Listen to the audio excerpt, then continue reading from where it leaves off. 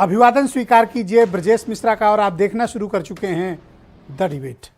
बहन भाइयों, आज की चर्चा विशुद्ध राजनीतिक है और आप बैकग्राउंड देखकर ही समझ गए होंगे कि आज की चर्चा किन पर और किन के पॉलिटिकल मूव पर आधारित है। जी हाँ बहन भाइयों, आज हम बात करेंगे उत्तर प्रदेश में 4 बार की मुख्यमंत्री रहीं और एक ज़माने में बेहद ताकतवर नेता मायावती के उस पॉलिटिकल मूव पर जो उन्होंने कल अपने जन्मदिन के अवसर पर घोषित किया कि बीएसपी अब किसी के साथ कोई गठबंधन नहीं करने जा रही है, अकेले चुनाव लड़ेगी। मायावती के इस बयान के राजनीतिक निहितार्थ क्या हैं, ऐसा स्टेटमेंट उन्होंने क्यों दिया और इसके पीछे के राजनीतिक कारण, इससे किसको लाभ और किसको नुकसान, आज की परिचर्चा इसी विषय पर केंद्रित है। बहन भाइयों, उत्तर प्रदेश की राजनीति में कोई ना कोई आहट और कोई परिवर्तन हमेशा शुरू रहते हैं, आरंभ रहते हैं या उसमें नए नए ट्विस्ट आते हैं।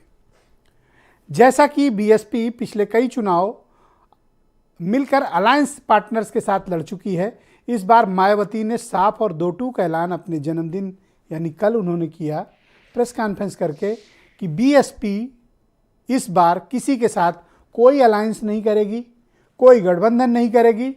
6 राज्यों में असेंबली के इलेक्शन है, मध्य प्रदेश, कर्नाटक, छत्तीसगढ़ और नॉर्थ ईस्ट के 3 स्टेट, नागालैंड और त्रिपुरा, वहाँ भी कोई गठबंधन नहीं, अकेले चुनाव लड़ेंगे, 24 में भी अकेले ही रहेंगे। बीएसपी अब अलायंस की पॉलिटिक्स खत्म कर रही है, नो अलायंस, अकेले। क्या कारण है मायावती के इस पॉलिटिकल मूव और बिना पूछे इस सवाल का जवाब देने के राजनीतिक कारण क्या हैं? मायावती ने अपने जन्मदिन का दिन ही क्यों चुना यह ऐलान करने में, जबकि अभी कोई चुनाव सामने नहीं है? उन्होंने किसी के साथ अलायंस न करने की बात क्यों कही? मैं फिर आपसे कहता हूं कि इस देश के नेता बहुत तेज दिमाग लोग हैं और ये कोई भी बात बिना वजह नहीं कहते हैं और कोई भी इनका पॉलिटिकल मूव बिना कारण के नहीं होता है। तो मायावती का भी ये मूव और ये राजनीतिक बयान, अलायंस पॉलिटिक्स को लेकर ओपन स्टेटमेंट, ये भी यूं ही नहीं है। इसके पीछे बहुत ठंडे दिमाग से सोची गई एक बेहद तगड़ी राजनीति है। अगर ऐसा है तो जिसकी उम्मीद पूरी है, क्योंकि मेरा ये मानना है कि नेता बिना वजह कोई काम नहीं करता।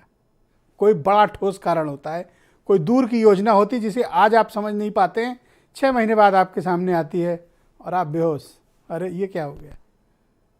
तो वो मूव कब हुआ था? 6 महीने पहले। बिना प्लानिंग के राजनीति में कोई काम नहीं होते हैं, हैफजर्ड तरीके से या अफरा तफरी में कोई निर्णय नहीं लिए जाते हैं। तो मायावती ने भी ये कोई निर्णय ओवरनाइट थॉट में नहीं लिया कि रात में सो के उठी और सुबह ऐलान कर दिया, बहुत सोच समझ के लिया। उनके इस पॉलिटिकल मूव का किसे फायदा है और किसे नुकसान, इसका आकलन क्यों हो रहा है? क्योंकि बीएसपी अब अकेले ऐसी कोई इंडिपेंडेंट ताकत नहीं है जो एक धुरी पर खड़े होकर सारा वोट खींच ले या सत्ता को अपने कब्जे में कर ले या इतने एमएलए एमपी जिता लाए कि निर्णय वो करे। बीएसपी हर चुनाव के साथ साथ उसका वोट शेयर कम हो रहा है और रिकॉर्ड लोएस्ट आया तब जब 2022 के चुनाव हुए 12.5%। उपचुनाव में आजमगढ़ में अच्छा परफॉर्मेंस किया, लेकिन वो एक इंडिविजुअल इलेक्शन था, उसको किसी पार्टी के साथ जोड़कर वृहद तरीके से हम एनालिसिस नहीं कर सकते।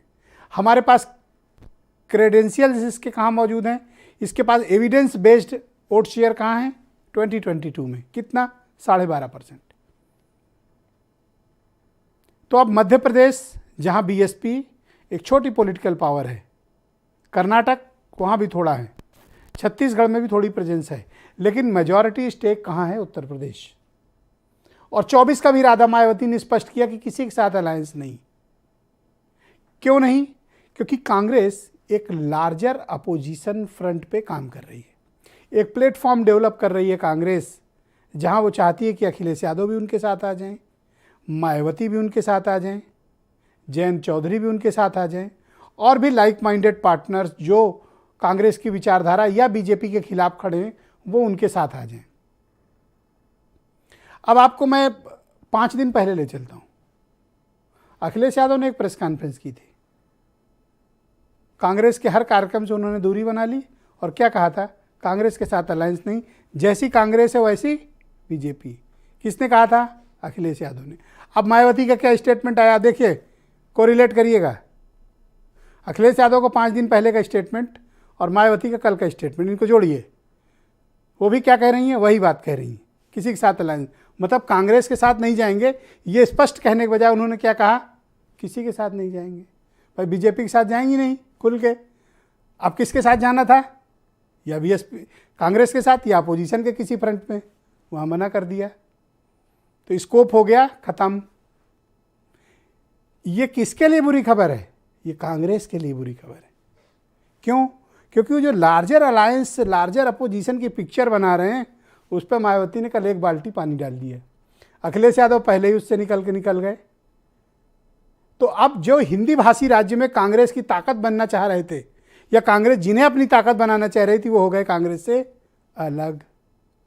और रास्ता किसका क्लियर हो रहा है? समझिएगा, बीजेपी का। अखिलेश यादव का स्टेटमेंट, मायावती का कल का स्टेटमेंट, कांग्रेस का असमंजस, और ये बीजेपी निकली। कड़ी साफ है बहनों भाइयों।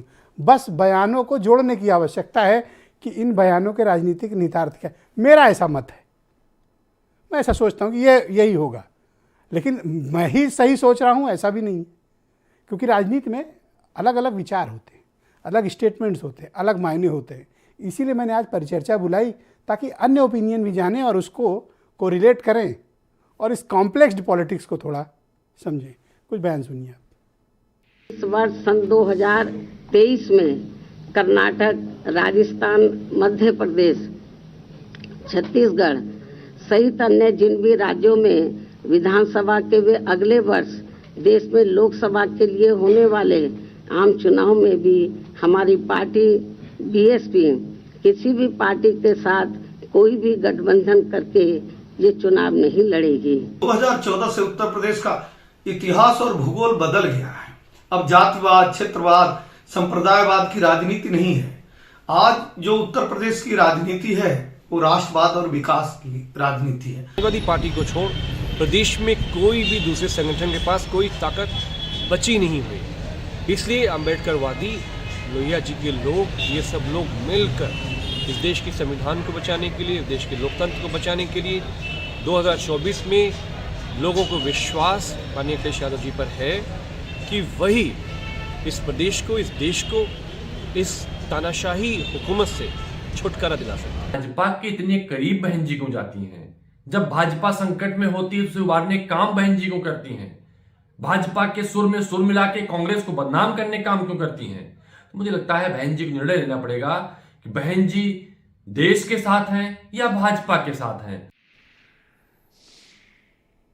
तो बहनों भाइयों, आज की परिचर्चा को आगे बढ़ाते हैं। हीरो वाजपेयी मेरे साथ, भारतीय जनता पार्टी